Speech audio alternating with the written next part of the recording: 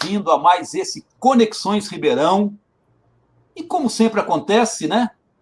Em toda programação, toda semana, a gente está sempre com temas muito interessantes e sempre trazendo alguém muito especial para estar conversando com a gente, para estar, né, trocando figurinhas aqui de uma forma agradável, tranquila. E nós trazemos agora, essa semana, no Conexões, uma figura toda especial, né? Alguém que a gente já conhece há muitos e muitos anos, né? Um grande amigo, alguém que tem um trabalho cultural, social, além do profissional, né? Que é por excelência, o nosso querido João Cili. Muito bem-vindo, meu querido. Obrigado, professor. Eu que sou um telespectador, né? Fico honrado e com prazer de estar aqui com você e vamos bater um papo bem legal aí. Eu acho que diálogo é o que é mais de interessante no momento, né? Mais interessante, mais necessário, né, João? Pois é. Pois é, ô João. Mas você é juiz do trabalho aqui em Ribeirão Preto, você é mestre em Direito pela USP, né, de São Paulo, você é um agitador cultural, né?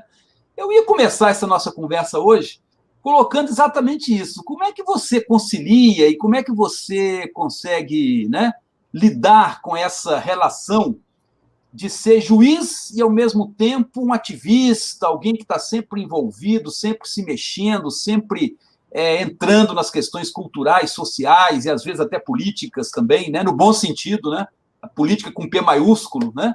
Como é que você consegue, enfim, né, lidar com tudo isso? Porque quando a gente fala em juiz, a gente acha aquele magistrado, né, de beca, aquela coisa meio distante, assim, respeitosa, né?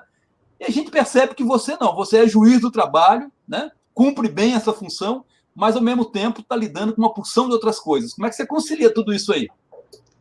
Isso é uma deixa, viu, professor? Porque é importante falar sobre isso. O juiz é um ser humano, né? E ele não é neutro, né? Então, tem dois aspectos que é importante dizer, né? Um é que eu, na minha vida genérica, na minha vida social, política, eu não falo como juiz, né? Eu falo como cidadão. E, como juiz, eu também não faço política.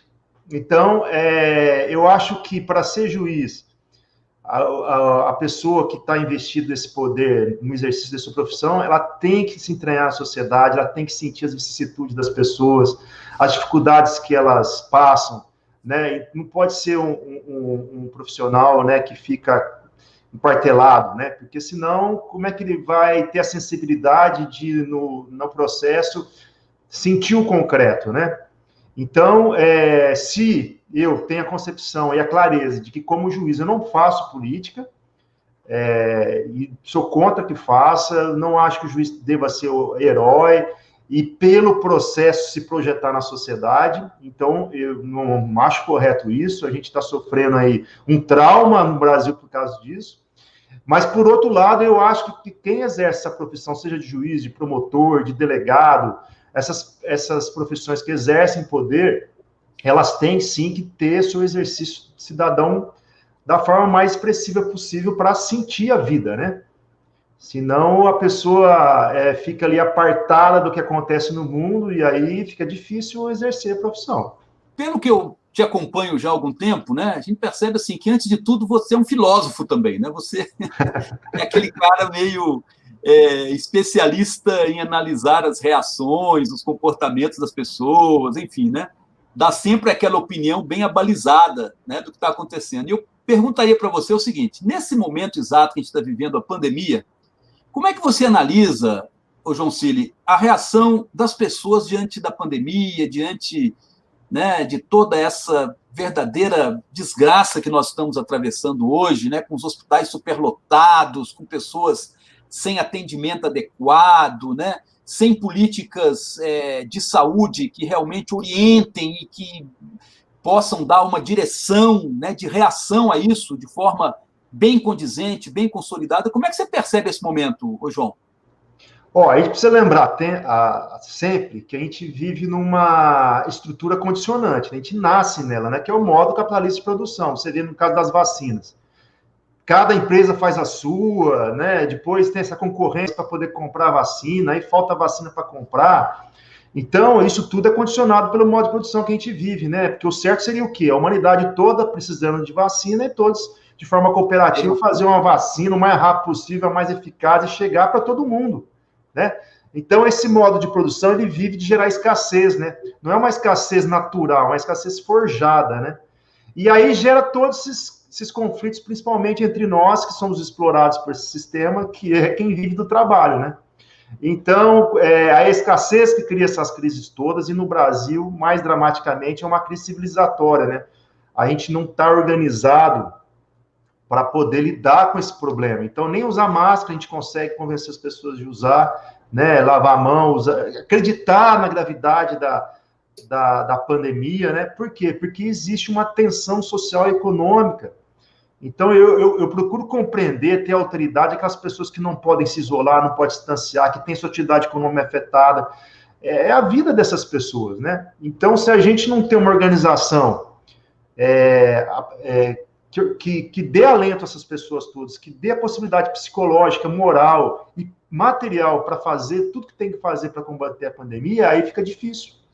Então, é isso que a gente está passando, né? Infelizmente, a gente não tem uma liderança forte e com sensibilidade para o momento, para nos estar conduzindo, e eu digo isso com toda tranquilidade, porque objetivamente hoje nós somos o país do mundo em que mais morre gente diariamente, né? Então, pela doença. Então, alguma coisa está dando errado, né? E tem dado muita coisa errada. Lamentavelmente, a gente fica triste, viu? João, é uma tragédia, né, meu querido? É uma tragédia global, né? Que o Brasil acaba sendo o centro, né? O foco principal no mundo inteiro, né? Ô, João, mas dentro de tudo isso, a gente percebe, assim, alguns movimentos, né? Que eu acho que sempre existiram, né? Mas algumas condicionantes mais recentes acabaram dando maior visibilidade, dando maior... expuseram mais algumas questões, né? Por exemplo, o negacionismo, né? As pessoas negarem o óbvio, as pessoas negarem aquilo que é consensual, as pessoas negarem aquilo que todos admitem como verdade, né? Essa questão do negacionismo, por exemplo, eu acredito, ô João, que é um dos principais fatores que coloca o nosso país hoje na posição que coloca a pandemia em escala global. O que você pensa disso?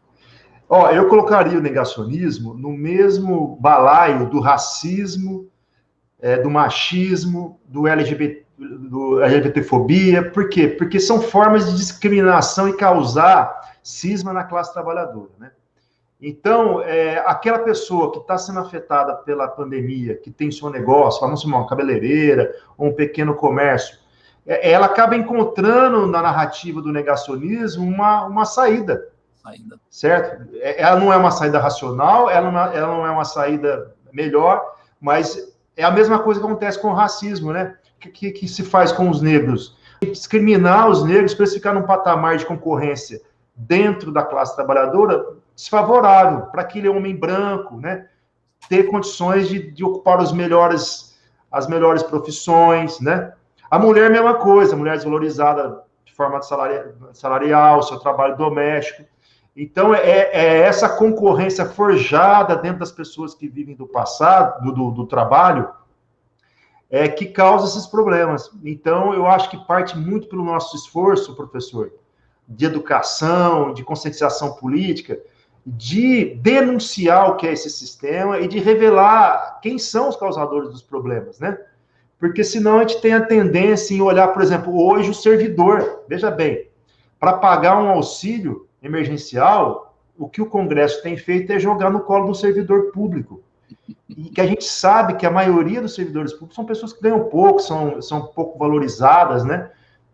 Não, mas se cria uma narrativa que o servidor público no Brasil que é o privilegiado.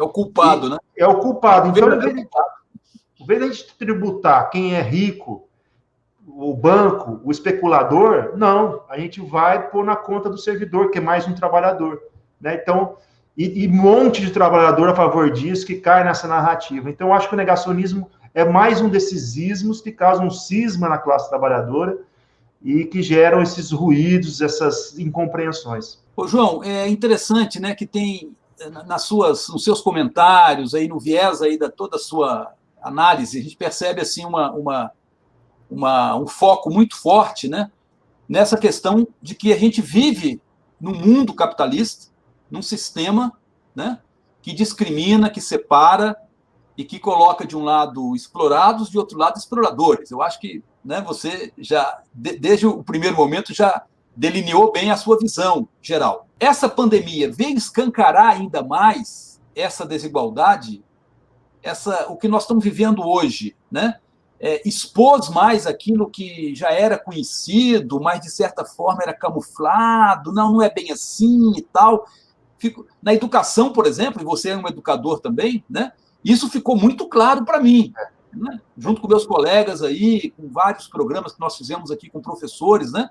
Como é que você vê essa questão aí dessa desigualdade na sociedade, mas em particular na educação? Eu não tenho dúvida que escancarou. Até no começo da pandemia, teve alguns otimistas que disseram: a pandemia veio para nos melhorar. Eu acho que não, eu acho que veio para revelar aquilo que já era incipiente na nossa sociedade, está agora escancarado. Quem morre mais em pandemia são os pobres, são os negros, né? Isso aí, qualquer estatística que vocês pegarem, vocês vão verificar isso, né? Então, o nosso SUS, que é tão valioso, que é uma das coisas, um serviço universal, que é aquilo que o sistema luta contra, né? Nada pode ser universal, porque o universal, ele briga com a escassez, né? Então, se todo mundo tiver saúde boa, de qualidade, gratuita, não é legal para o sistema. Então, eu acho que, pelo menos pelo SUS, eu acho que houve um despertar. Eu acho que as pessoas estão valorizando mais o SUS, e eu acho que é por aí. É a gente valorizar aquilo que é universal, é gratuito, é público, porque nesses momentos que afetam toda a sociedade, são esses mecanismos universais que vão nos salvar. E aí passa para a educação também, que tem que pensar na inclusão digital para esses momentos também, que a gente descobriu agora que metade da população na internet tem, né? Então, eu acho que é por aí, viu, Lages? A gente vai encerrar por aqui agora, né? Um papo delicioso com você, como sempre, né? Mas eu acho que nós vamos voltar muito em breve, com certeza, né? Uma brevidade assim máxima. E quero agradecer muito a sua vinda aqui, né? A sua presença. Enfim, eu acho que o que você fala e a análise, né, que você coloca para a gente, ela é essencial para a gente entender o momento que a gente está vivendo. Muito obrigado aí pela sua vinda aqui no Conexões. Eu que agradeço o teu prazer de estar conversando com você, que eu admiro muito, viu, professor? Um abraço. Obrigado. E é uma admiração recíproca, você sabe, né? Vamos encerrando, então, Conexões Ribeirão essa semana, né? Chamando todos vocês para a semana que vem, outro programa. Vou fazer uma grande surpresa para vocês. Vão adivinhando quem vai ser o próximo chamado aqui no Conexões, né? E continue nos seguindo aqui pelas redes sociais. Vai lá no nosso blog, www.professorlages.com.br. Você vai encontrar este programa que fizemos com o João Cili, todos os demais programas aí do Conexões, né? E se inscreva aí no nosso YouTube, né? Vai lá, bate o sininho lá, se inscreva lá para você ser avisado sempre quando tiver um programa novo, né? Sempre quando a gente tiver um recado mais interessante aqui para passar para vocês, né? Muito obrigado aí pela paciência e pela presença de todos. Beijão. Tchau.